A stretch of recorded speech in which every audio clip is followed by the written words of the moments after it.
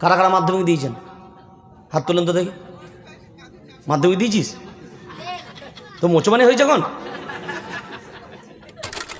99% নয়, পরিপূর্ণ যদি ঢুকতে পারো তবেই তুমি ইসলামের ভিতরে থাকতে পারো, আর তখনই তুমি হবে প্রকৃতপক্ষে মুমিন। কোরআনুল কারীম সূরার নাম সূরা নিসা ৫ম নম্বর পারা ৭ম নম্বর সাফার ভিতর আল্লাহ ক্লিয়ার করেন, فلا وربك لا يؤمنون حتى يحكموك فيما شجر بينهم ثم لا يجدوا في أنفسهم حرجا مما قضيت ويسلموا تسليما الله أكبر বলেন।